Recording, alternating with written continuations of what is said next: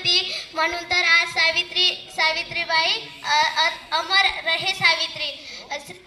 म्हणून तर आज सावित्री अमर रहे सावित्री. हातात पुस्तक मनात जिद्द, हातात पुस्तक मनात जिद्द. श्री शिक्षणाचे स्वप्न केले मी सिद्ध, श्री शिक्षणाचे स्वप्न केले मी सिद्ध. सन्माननीय अध्यक्ष श्री मुख्याध्यापक, सन्माननीय अध्यक्ष व्यासपीठ, गुरुजन वर्ग आणि इथे जमलेल्या माझ्या बालमित्र मैत्रिणींनो, तुम्हा सर्वांना माझा नमस्कार. माझे नाव अनुराधा आहे.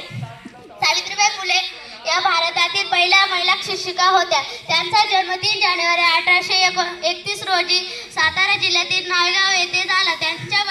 त्यांचे पूर्ण नाव सावित्रीबाई महात्मा ज्योतिबा फुले होते.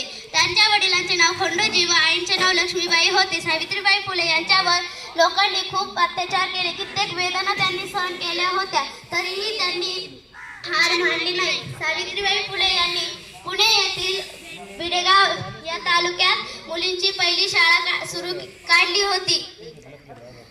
सावित्रीबाई फुले यांच्यावर लोकांनी शेण चिखल फेकला, तरी त्यांनी हार मानली नाही. सावित्रीबाई फुले यांनी मुलींना चांगले शिक्षण दिले, म्हणून आज मुली येथे शिकत आहे. शेण गोटे सोसले अंगावर, हार नाही मानली. शेण गोटे सोसले अंगावर, पण हार नाही मानली.